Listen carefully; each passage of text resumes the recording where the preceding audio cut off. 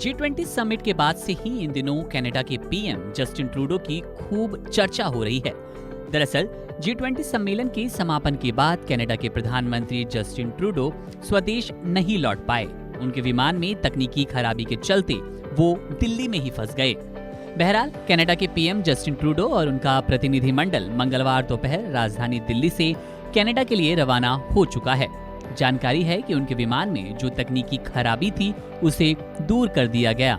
Media reports के अनुसार भारत सरकार ने ट्रूडो और उनके प्रतिनिधिमंडल को कनाडा लौटने के लिए एयर इंडिया वन विमान की पेशकश की थी, लेकिन कनाडा ने भारत सरकार की इस पेशकश को ठुकरा दिया। भारत सरकार के इस प्रस्ताव के 6 घंटे बाद कनाडा प्रशासन ने बताया कि वे कनाडा से अपने विमान आने का इंतजार करेंगे।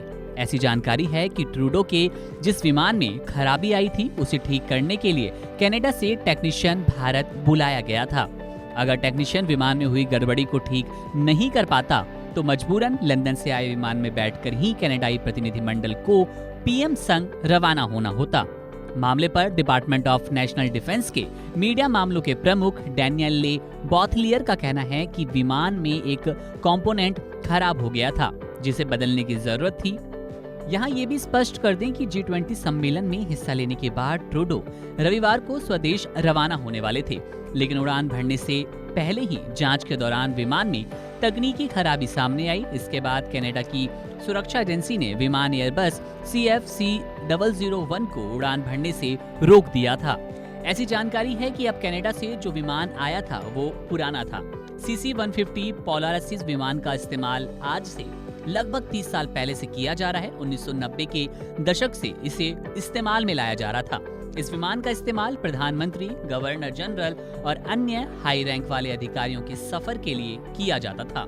क्योंकि विमान पुराना था तो इस विमान में वाईफाई की सुविधा भी नहीं थी। पूरे फ्लोर पर पावर कोर्ड्स लगाए गए थे जिनके जरिए लोग अपने मोबाइल या फिर लैपटॉप चार्ज कर सकते थे। निश्चित रूप से जिस समय इस विमान को बनाया गया था उस वक्त वर्तमान की कई तकनीक मौजूद नहीं थी। विमान की और जानकारी यहाँ पर आपको दें तो अगले हिस्से में एक छोटा सा कैबिन था विमान के, जिसे प्रधानमंत्री या गवर्नर जनरल के लिए बनाया गया था। बाकी विमान में ठीक वैसी ही सीटें लगी थी जैसा किसी दूसरे विमान में हुआ करता है। विमान इतना पुराना होने के चलते इसमें ईंधन की खपत बहुत ज्यादा होती थी। इसके अलावा इसकी रेंज भी बेहद कम थी। यहाँ बता दें कि ये पहली बार नहीं था कि कनाडा का विमान इस तरह से खराब हुआ हो।